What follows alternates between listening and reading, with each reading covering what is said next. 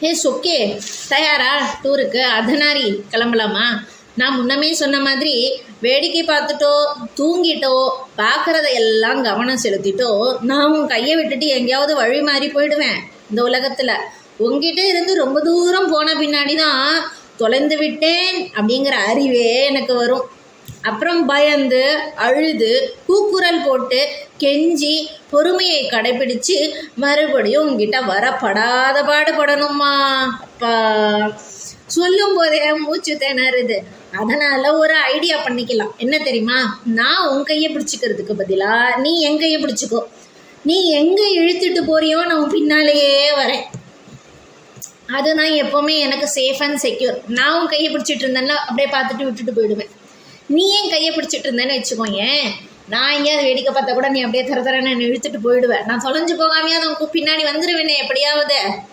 அதுக்கு தான் நானா எங்கேயோ போயிட்டேன்னா உன்னை கண்டுபிடிக்கிறதுக்கு கூட எனக்கு ஆக்சுவலாக நான் தொலைஞ்சு போயிருக்கேன்னு எனக்கு கண்டுபிடிச்சு பிரஜை வந்து அந்த கான்ஷியஸ் நம்ம தொலைஞ்சு போயிருக்கோம் அப்படின்னு வர்றதுக்கே ரொம்ப நாள் ஆகிடும். அதுக்குள்ளே நான் எங்கேயோ இருப்பேன். அது மாதிரி நீயே என்னுடைய கையை பிடிச்சிக்கோ.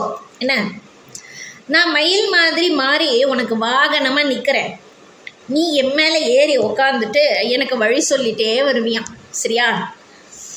மயில் வாகனம்தான் நான், வாகன ஓட்டி நீ தான். வாகனம்தான் நான், என் மேலே ஏறி உக்காந்துட்டு நீயே ட்ராவலும் பண்ணிக்கலாம், நீயே என்ன ஓட்டவும் செய்யலாம். வண்டிக்காரன் நீ தானேயா சொக்கனாதா சொக்கனாயே. வாகனத்தின் எஜமானிக்கு எங்கே போகணுமோ வண்டியை அதுக்கு தகுந்த மாதிரி பயன்படுத்திக்கலாம். நான் சும்மா வரேன், உங்கள் கூட வர்றதே எனக்கு ஜாலி, அதனால் வரேன்.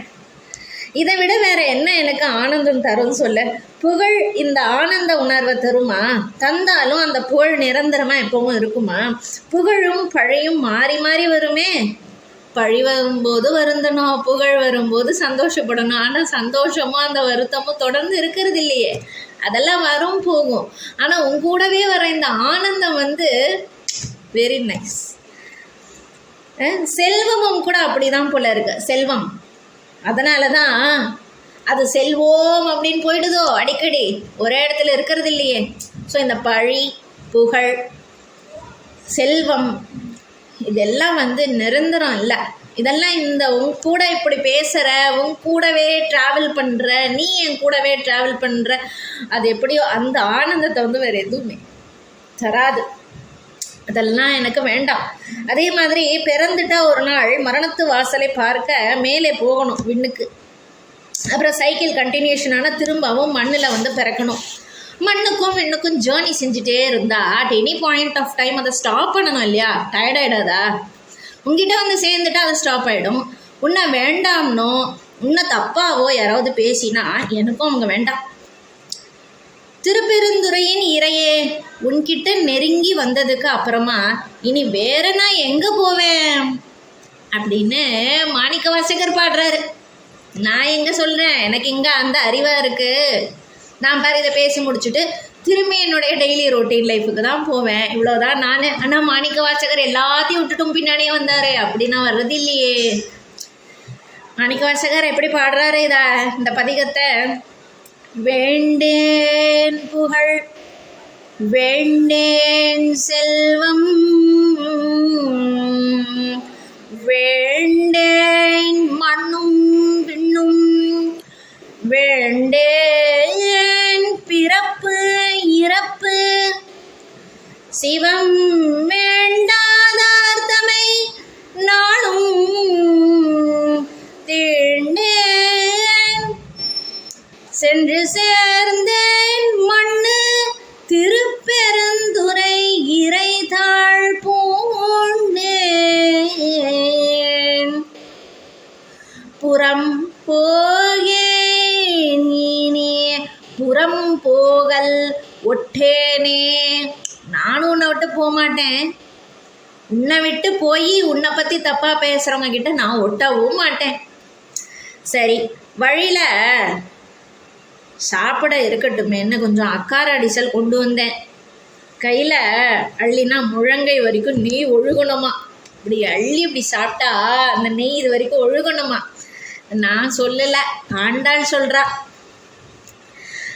அதாவது இந்த கள்ளழகர், மதுரை கள்ளழகருக்கு ஆண்டாள் சொன்னாலாம், உனக்கு நான் 100 தடா வெண்ணெய் 100 தடா அக்கார அடிசல் செஞ்சு தரேன். அந்த அக்கார அடிசலை அள்ளி சாப்பிட்டா உனக்கு முழங்கை அளவுக்கு நெய் ஒழுகிற மாதிரி அப்படின்னு.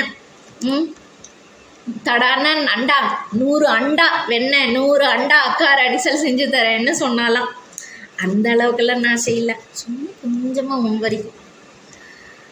ஆனால் அந்த அக்கார அடிசல்ல கடைசியில் ஆண்டாள் செஞ்சு தரலையாம். அப்புறம் பின்னாடி ராமானுஜர் செஞ்சு தந்தாராம். சரி, அந்த மாதிரி டேஸ்ட்டாக அதிக அளவில் நான் செய்யல, உன் அளவுக்கு மட்டும் கொஞ்சமாக எனக்கு தெரிஞ்ச மாதிரி செஞ்சு எடுத்துகிட்டு வந்தேன். போகிற வழியில் சாப்பிட்றதுக்கு இருக்கட்டுமேனு. எனக்கு சாப்பிட்டா இருமல் வரும், நீ சாப்பிடு. உனக்கு no sugar, no BP, no cholesterol, no மூச்சு திணறல்.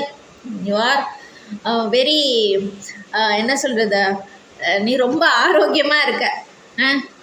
சவுண்ட் மைண்டு, சவுண்ட் பாடி, ஹெல்த்தியாக நீ இருக்க. நீ அப்படியே இரு. நீ அப்படி இருந்தால் தான் நிறைய பேருக்கு பிரயோஜனம். உனக்கு ஒன்றுமே கிடையாது. நீ என்றைக்கும் ஆரோக்கியமாக இரு, உனக்கு எந்த குறைபாடும் ஏற்படாது. என்னதெல்லாம் ஒரு நாள் மண்ணுக்கோ இல்லை நெருப்புக்கோ உணவாக போக போகிற உடம்பு, ஸ்பேர் பார்ட்ஸ் எல்லாம் எவ்வளோதான் ரெகுலர் சர்வீஸ் செஞ்சாலும் கூட வேலிடிட்டி முடிஞ்சு ஒரு நாள் எக்ஸ்பைரி ஆகத்தானே வேணும். மண்தான் கடைசியில் ஜெயிக்கிறது, இதை மனம்தான் உணர மறுக்கிறது அப்படின்னெல்லாம் எழுதி வச்சாங்க, பாடி வச்சாங்க. இல்லை சரிதான். ஓகே, நின்றாள் துணை.